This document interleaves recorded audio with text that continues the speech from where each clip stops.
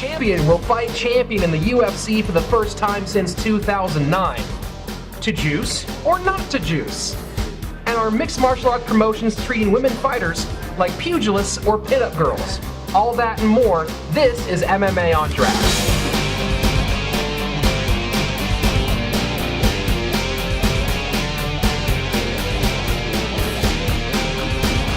Welcome to Beer and Wings Sports Grill in Winnetka, California. This is MMA On Draft for First Run TV. I'm Rich Slayton, joined by Joe Cervellin, Gary T, Donna Gonzalez, and our special guest from CSW, professional mixed martial artist, Colleen Schneider. Welcome to the show, Colleen. Very glad to be here. Looking forward to it. Perfect. First up on the docket today, a champion versus champion match.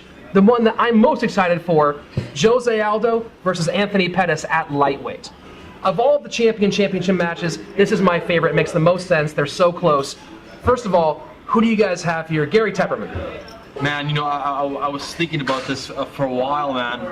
It's so hard to call. I don't usually, I'm stumped. I usually can go one way or another, but this one is just so hard to call. They're both quick. The things with Aldo is that at some point, usually second round, he just slows down just a bit. They're both young. They're both exciting. They're both quick. And I mean, I watched Henderson and the Pettis fight, and then that was such a surprise to me that Pettis won that fight. And he can maybe get a submission, but this is going to be a decision. I could see this being a majority. I could see this being a split. Tough to call, man. I can't call it. Razor thin, huh? Razor thin, that thin, like barely. Not unanimous. I can't see even the judges going unanimous for one guy. Donna, you're on the opposite side of the fence. Anthony Pettis is going to take this fight. He is. Why? I think we are watching Pettis in his prime.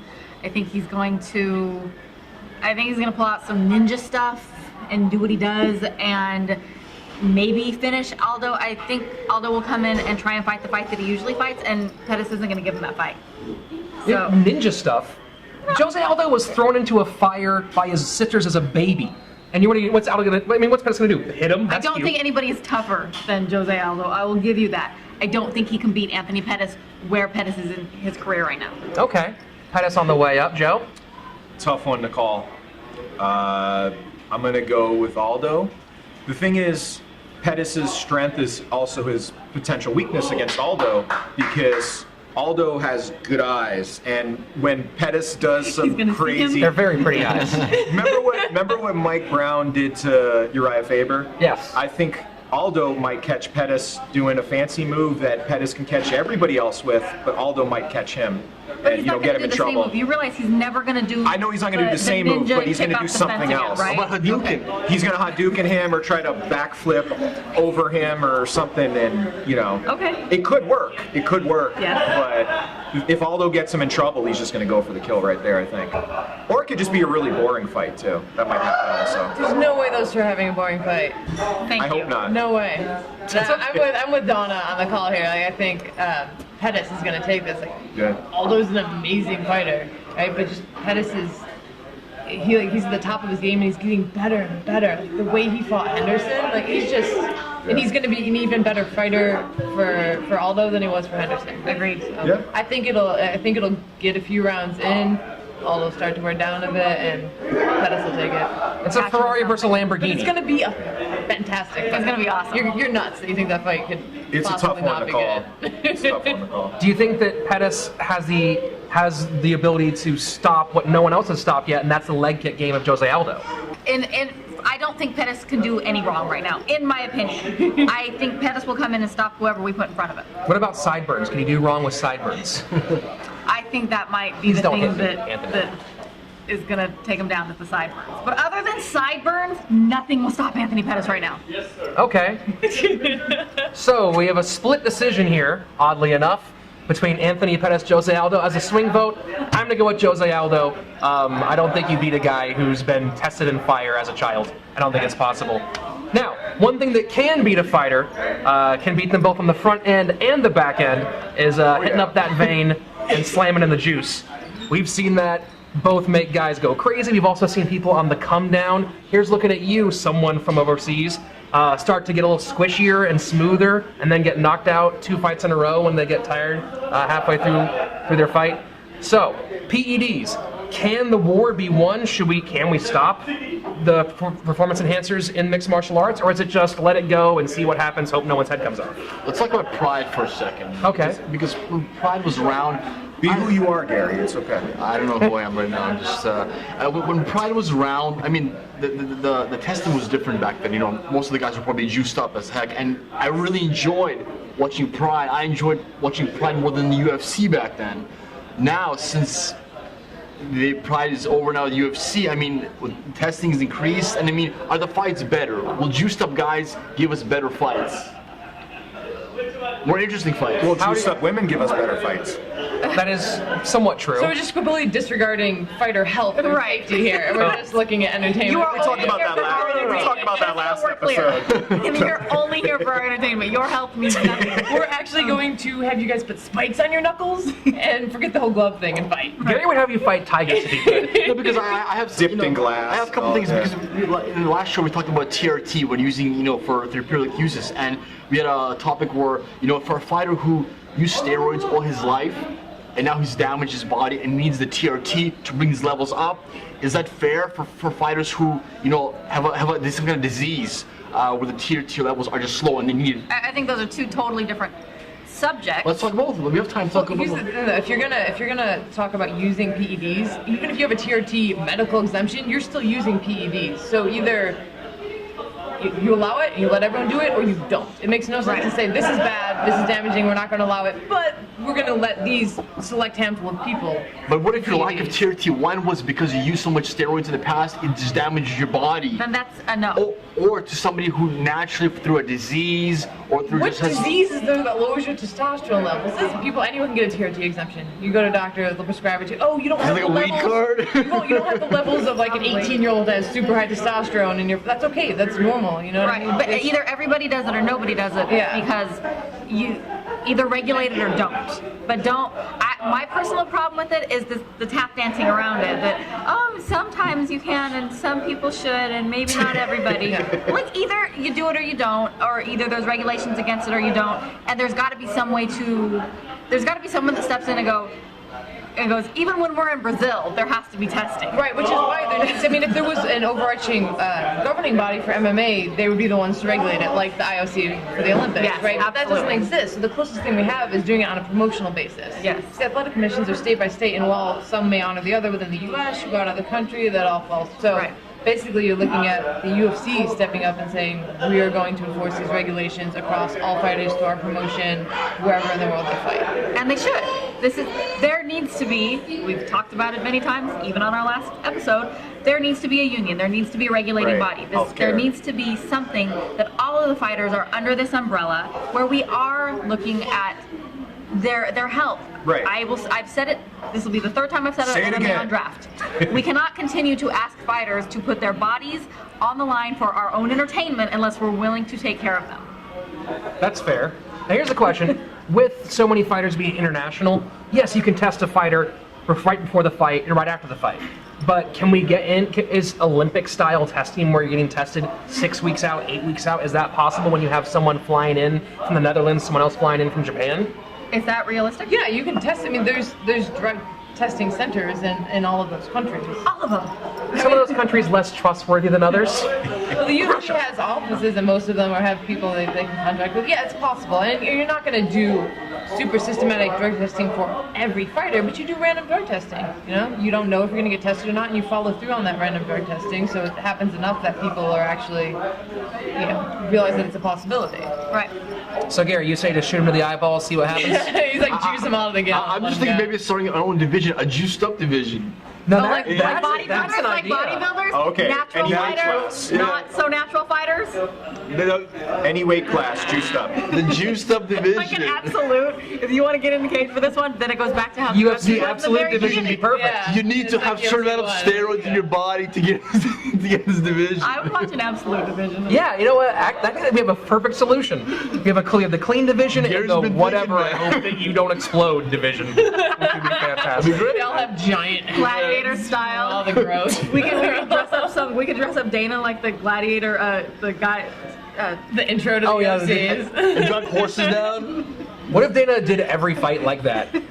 He was just that dude. I'm not going to talk about a promotion. There's a promotion where their in-cage announcer was always in Roman Gladiator here in Southern California. Yes. Yeah. Oh, it was I want- fantastic. yes. It was Sounds beautiful. amazing. Well, you talked about special divisions, See that. or different divisions. Right now, there is a little bit of titter going on with the possibility of the UFC beginning to take away people from Invicta. Fighters coming over towards the UFC. You saw that a bunch with the Ultimate Fighter. Would that be a good thing, or should Invicta be a separate sounding board for women's MMA? Are they being taken, or are they being offered? there was a relationship there between Invicta and UFC Right. that was done amicably. You know, they were involved. Everybody Shannon Knapp won, was Invicta. yeah. Yeah, I think that was a win-win. Absolutely. I think everybody it's wins. a good thing for everyone. I think there is no other pool of fighters for the WMMA right now, and Shannon Knapp has done such a beautiful job of creating this place for WMMA fighters. Right. And if that you don't go to any of the other smaller promotions and go, oh, but they're taking all the male fighters into the UFC. It's a wonderful springboard. And it's their choice. And when you clear out, like if you take the 135ers or even the 145ers and bring them into the UFC, not only now do we get really awesome WMMA fights in the UFC, but you've just opened up a whole bunch of room for now Invicta to bring in a whole new stable of fighters, Right. and then everybody wins. Miriam Nakamoto, who's my pick to beat Rousey if she comes back, from her knee injury, she turned down UFC. She wanted to stay in Invicta. She was happy there, so it's their choice. They're not being dragged over to UFC. No, they treat their fighters well. I Right, think that's what she said, They yeah. treat their fighters better than the UFC does Yeah, for the most part. right. Like Shannon Knapp really cares about them. But and I Right. think if anything, this even brings more attention to Invicta. They still have all the Yeah. other divisions, Yeah. and eventually they'll probably get bought. But I don't think that's a bad thing either. I don't think it'll happen anytime soon. I think No, I think they'll stay their own. wonderful for what it is right now. Should Sorry. they fight it like being bought up? So there's something about independent people who start up companies and against the big guy. There's always the little guy. There's something about it, the spirit of the little guy. I always use wrestling for some reason as a metaphor. There was WCW, there was WWE, there was ECW, and that was great until Vince McMahon bought everything up and then become bland.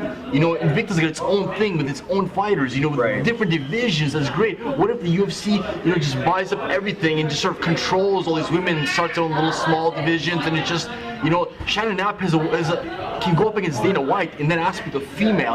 They probably have better fighters than UFC does. I know the money probably isn't the same, but I mean, I would love to see Invicta last as much as it can without going to the UFC, without the fighters going I over think to the it will. UFC. I think it serves its purpose. And you for might how have a long? different For how opinion. long, though? For however long it serves everybody's purpose. I think that Invicta, where it is, separate from the UFC, serves everybody and everybody wins. So I don't think there's a reason for the UFC to buy it right now. It's not Invicta versus the UFC. Like Right. they have a good working relationship, right? I mean, Invicta has what they do. The UFC has what they do. They willingly sent those fighters over there, so they work together. But what's the purpose? Oh, now female MMA Exactly is what we working? just said. No. What's the purpose of, leave them alone, let's see if the female thing works, and then we'll buy them up.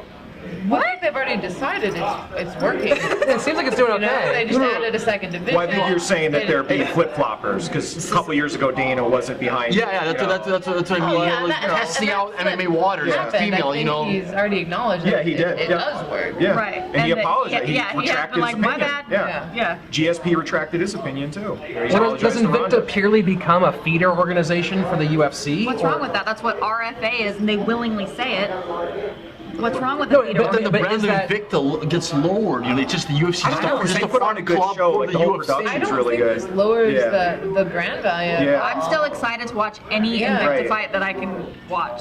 Right. Being a feeder organization is not necessarily a negative connotation. Well, let's say the Or is UFC it? does buy Or is up it? Invicta at some point. Okay. They start buying up all these promotions that have Right. been feeding fighters into it. Right.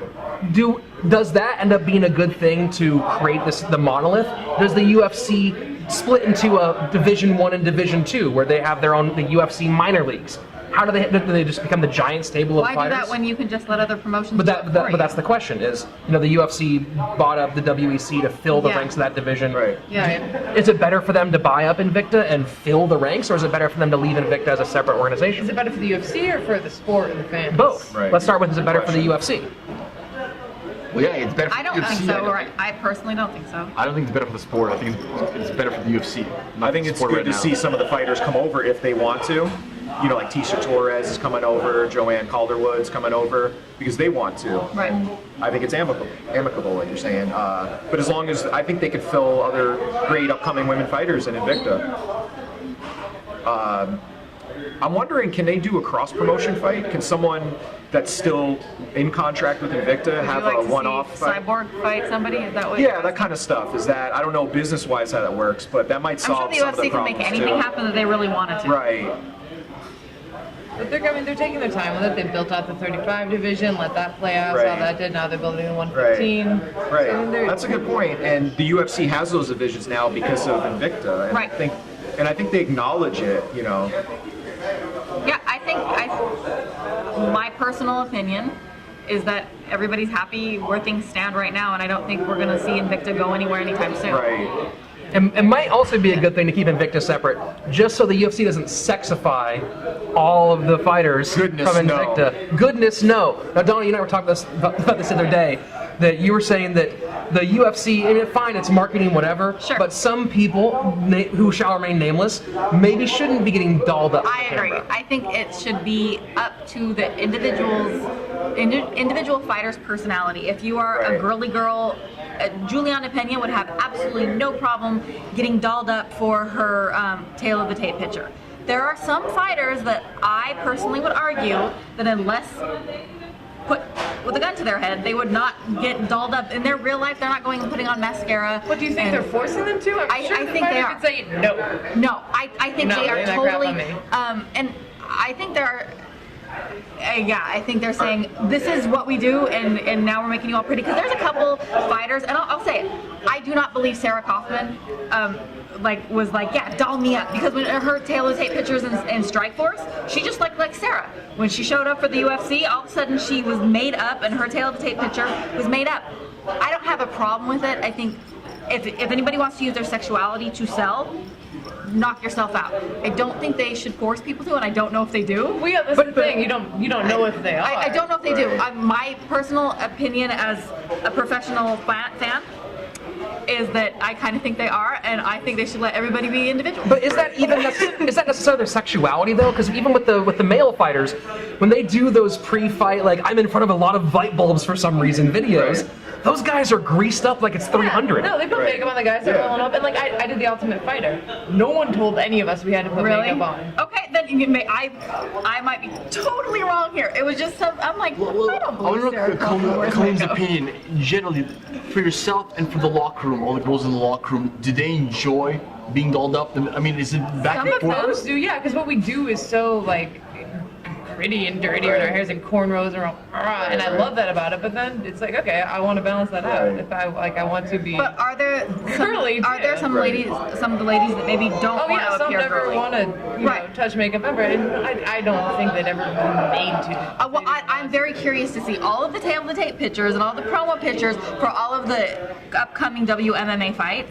I am curious to see if some of the girls who don't want to be, if they I are. would think if anything, it's not that they are being forced to. It's more that it's a general like societal expectation rather than just the Gotcha. UFC. Like, oh, you're a girl, you're gonna be on camera, so you do hair and makeup. Right. Okay. I really don't think it's the UFC making it. Then you would know way better that And if it's not dolling up, they probably just play up whatever their character is. Like Joanne Calderwood, maybe she won't get dolled up, but you know she has her cool hair, so you know she might just play up her character. Maybe you know, Nick her Diaz brand. stuffs his eyebrows a little bit to make them look even more scarred. Well, how about if you had a management team? Let's say you're a mid-level fighter that can make some money. Your managers, you know, you go to a war with another female fighter, you get your face beaten up, and they go to you, well, clean up, put a dress on. We got a Colgate commercial tomorrow. We got to do.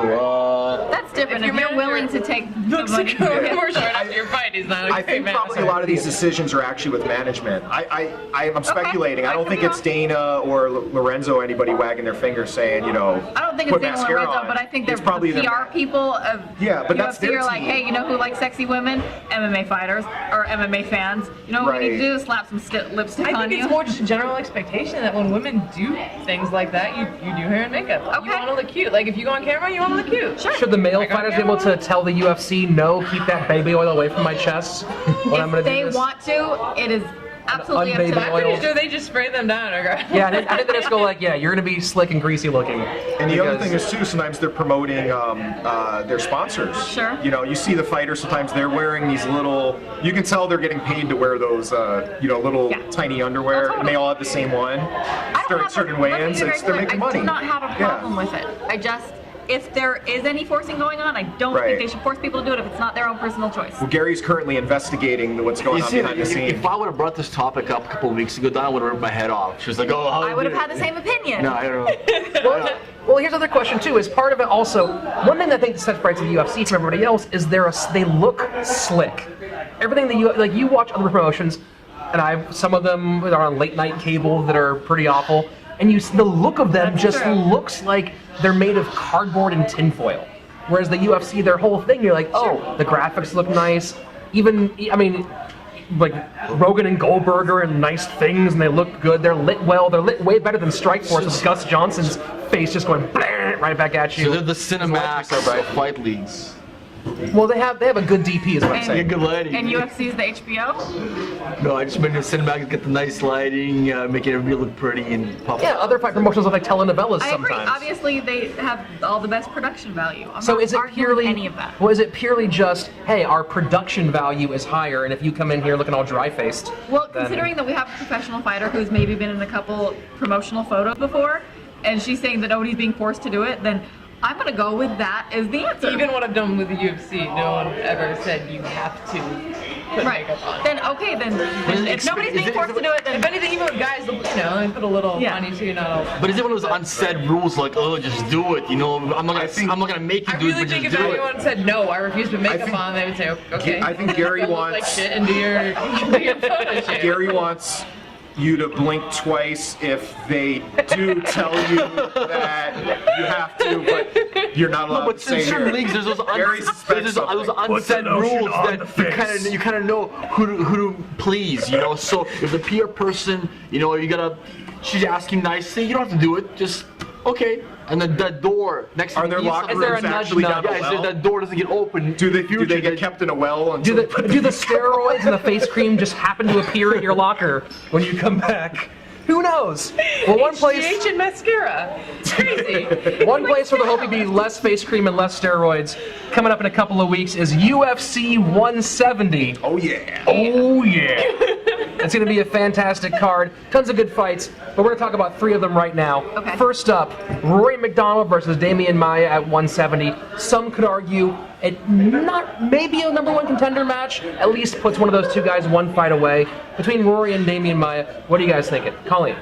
I think Roy McDonald takes that. All I mean, the way. I really like Maya. I think he's a great fighter, but even just looking at how he performed with Shields, I don't think Rory's a smart fighter. He's not going to put himself in a position where Maya is going to be able to use his grappling.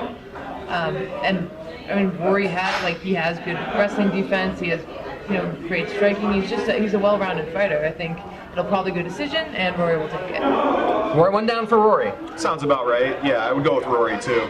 Maya might catch him in something, and we'll have to see how Rory bounces back from loss also. Yeah. That's a big question. Rory definitely had a couple missteps there against ruthless Robbie I Lawler. was really surprised by that. I thought he was hunting him down. I think the specific fight is going to be a board fest. I think Maya's going to lay on the floor, taunting McDonald to come in, and McDonald's going to be just shadow boxing for 50 minutes. And that's going to be a decision for him. So everyone's pretty much saying Rory. Is Rory. everyone saying decision? Yeah. Anyone Probably. different? It's going to be a boring fight, man. And Probably. decent chance it's boring. Yeah. Very decent. I'm going to go on a limb here, apparently. You always and go on a say limb, man. TKO for McDonald. Okay. I think that Maya's not going to do It the can happen. lie on his back thing because he won't be able to get it there. Right. And I think that Rory is going to create space and then tag him a couple times on the outside, drop him, and as soon as he sees Maya looking silly on the ground, just pop, pop, pop, pop, pop. Game over, round 2. Attack. I don't want him to test Maya out. Maya's when a fighter where you really kind of test him out. He's going to lay on the ground. He's waiting for you to come in to take to the ground. Just He's gonna go lay down as soon as the bell rings. he will. With his legs Walk up, over. He will, man. But still the whole fight. Strikes his last few fights. He's actually He's starting to throw, for Yeah, sure. he's Yeah, pretty he is. aggressive. So here's yeah. the question. What do you think the odds are, if you're doing Vegas odds, on Damian Maia doing a repeat of the... Oh, that was Is that possible? Is that right? That was Rick's story, right? Yeah. Oh my goodness. Oh, it was Can you disgusting. bet on that specifically? You can bet on a lot of things in Vegas. They had you. One of the Somebody will lines have they had that. in Vegas Super Bowl was what color Gatorade will be thrown on the coach. And here's the hard part for Vegas. to bet. It was both. I think it was both green and yellow, or blue and yellow. So they had to double pay out because 2 Gatorades got dumped on the coach. So sorry Vegas, too much Gatorade for you. All right, so everyone's saying McDonald on this one. Let's move along to a very interesting fight because I think it's 2 fighters who are coming from opposite ends of the spectrum, Rashad Evans and Daniel Cormier. Why do you think they're coming from? Because I think Rashad's a middleweight and Daniel is cutting a lot down to come from all the way from heavyweight down to light heavyweight. He looks I think pretty it's- comfortable though, you know. Well, yeah, because he's only eating like celery and then celery. But at fight time, man, I think that weight gap is going to be huge for some reason. That's what I'm saying. I'm feeling at fight time, Cormier's going to be 30, I don't want to say 20, 30, 40 pounds Probably. heavier Has than anyone seen Cormier recently? Like, does he look slimmed down? Or? Just in suits and you know, when he does interviews or when he hosts. He's and too stuff like big, that, too he looks a strong, lot too heavy. slimmer. I mean, He doesn't look he's- incoherent during Yeah. his. I mean, because he could get to 205 without doing a water cut if he just cleaned up Right. his mind. It wouldn't need to be an extreme. It looks like he diet. just leaned he out. could I kinda don't think it's that big clean of up a a weight bit difference. and- I hear what you guys are saying, and I'm usually super against the big weight differences. I don't think in this situation it's as big of a weight difference. I think they're actually very well matched up with their wrestling and their striking, but I think Cormier wins it. You don't see Rashad as a natural middleweight? I've never seen how Rashad walks around. Honestly, I He don't fought know. bigger guys on Ultimate Fighter. Yeah. Yeah, he fought heavyweight at Ultimate Fighter. Yeah, I don't think the weight difference is going to be a problem personally. Yeah. Yeah. So we have one for Cormier. Are you think Cormier's going to put him down, or you think it's going to be going all the way to full? How How do you think their boxing minutes? matches up? Yeah, I question. think that he's going to have to beat him with striking because I think their wrestling is going to cancel each other out. Really, you don't think Cormier's a better wrestler? But what do you think Rashad's been training for? You know what I mean? You think he's going to be like, oh, I don't need to work on my train for it all wrestling? he wants, and Yeah. Cormier's still a better wrestler. Yeah. I think well, Cormier was- Rashad has the advantage with his hand. Yeah. Pure boxing, Rashad, but the combination of wrestling and hands, I would say Cormier. Yeah. up against Yeah. the cage. Cormier's Yeah. going to bring it up against the cage and little Right. dirty boxing. The thing man. is, Rashad can take him down, maybe. I No. can't see it. Rashad can knock him Cormier out. has 100% I think Cormier wins, takedown Yeah. defense in the I'm going with UFC. Cormier. 100% takedown Yeah. defense. Rashad's a decent wrestler, but Who does? Cormier is an Cormier has a amazing 100% wrestler. takedown. And he uses it in MMA so Yeah. well. And like you said, this combination of his striking Right. with his wrestling right. is great. It's true MMA. He's really fast. I'm going with Rashad's Cormier. fast too. I just don't think he's going But to I'm just, recent interview, well, a couple interviews, Cormier was saying he thinks Rashad is more dangerous than Jones. Interesting question. Because the thing is, Jones is tall. He knows he can take Jones Yep. down, and Jones doesn't have one punch knockout power like Rashad does. Does Cormier earn a title shot if he wins this fight? Totally. I think he should. I think he's already earned it. Does Rashad win a title shot if he wins this fight? Or number one contender. If he beats Yeah, Cormier. I would say he's Yeah. more of a number one contender. I don't think anyone can beat. The question is, who can beat Cormier? That's I'm just pissed Cormier went down. I want to see him against Velasquez, man. I'm still upset about it. No, he doesn't need to fight Kane. He does. He no, does. he doesn't. There's the Yes. weight difference that is the Wait, don't problem. they train together, don't they? Yes, Yeah, that's why I want to It's not fight. going to Well, happen. if you want to see 2 people at the top of their That would be skill a good sets fight, though. fighting each other, you don't have to wait for Daniel Cormier versus Cain Velasquez because we have 2 top-level martial artists fighting at UFC 170. Rowdy Ronda Rousey versus the also Olympian, Sarah McMahon. Yes. Is this the Is that her hardest? nickname, the also The Olympian? also Olympian? Yes, the other one. The other one. Yeah. So, I mean, is Sarah the biggest challenge for Ronda Rousey so far, or is Ronda already past that? No, McMahon has no way to win this fight. Top level No judo. way. Top level judo beats top level wrestling. Why? Hands down. So what's McMahon gonna do? Take her down and hold her down? Ronda either, if they go on the cage and they're tied upper body ties, Ronda's gonna throw her. They get to the Right. ground, McMahon's not gonna finish her. Right. No way. There's no way McMahon's gonna Right. sub Ronda. Even if she ends up on top, Ronda has she'll end up pulling out a sub. McMahon's But base is not active either. Ronda will take down McMahon and sub her. Ronda's They'll end up tied up with Right. Sarah up tall 'cause she's trying to strike, and Ronda will take advantage of that and throw her. Right? Ronda knows McMahon's gonna try and shoot low. Is it round 1? Yeah. Another round I 1 think so. submission. Another submission. Ronda has never fought somebody who's as strong. That's the thing with Ronda. She fights girls who are smaller than him. She controls the mat, the cage. She's bigger than these guys. She's stronger than them. Right. Ronda has a huge advantage on that Right. level. McMahon is strong. Ronda's strong big. wrestler. They squared off the other day, and Ronda's. I'm surprised, but she's actually I'm bigger. sure, but McMahon looks strong, man. McMahon, and yeah, I would like she to has see heavy that. hands. And Yeah. Ron doesn't have good striking ability, you know. And I want to see McMahon, Neither does if they, McMahon. yeah, but if they That'll be just interesting. if they I just just wanna did see a little stand scrap. up Let us in a see a little scrap. boxing match, I think McMahon would bust Ronda up, but that's not going to happen. Man. You know, because like you said, as soon as they tie up, Ronda's going to take her down. McMahon has 100% takedown defense, I believe, but maybe not Yes. after this until this fight. Takedown defense is different than defending against a judo throw. Very important. They don't count that as a No, they do, but she hasn't fought a judo. right. She hasn't fought a judo. I see what you're fight. saying, like double A. Yeah, It's Ronda's not not the going to same go in and thing, try yeah. and double McMahon. And She's it- going to She's tie gonna up with her, judo get upper her. body Right. tie. She's going to hip toss her. She's going to foot sweep her. Right. She'll get her down. The thing is, even if McMahon ends up on top, McMahon doesn't use her toes, so she has like a non-active base, or what, I don't. You guys know more of the technical stuff. I don't That- know. that So- works. You guys, So you guys don't she give just McMahon a sits chance there. at all, man. I'm So going for Ronda's got McMahon. it. I'm gonna go for McMahon this one. I really think she's gonna pose a challenge to Ronda. How do you think she wins? I think ground and pound. You think she's going to be able to hold I Ronda think down so. and then ground and pound? I think she can squeak out a decision. I really do. I think she checks a leg kick and Ronda breaks her leg, and think- Yeah, there you then go. I just knock on wood. Sorry, Ronda, I didn't mean to do I that. think she can squeak out a decision. Well, we will have the answer. Does judo beat wrestling? Does wrestling beat judo? Who knows, but we will find out. This has been MMA On Draft from Beer and Wings Sports Grill in Winnetka, California. I'm Rich Slayton. Joe Cervelli. Gary Teperman. Donna Gonzalez. And Colleen Schneider. Colleen, when's your next fight? I am fighting March 8th. I'm making my professional kickboxing debut in Planet Hollywood in Vegas for Kickboxing Empire. Make sure you see that. For First Run TV, see you next time.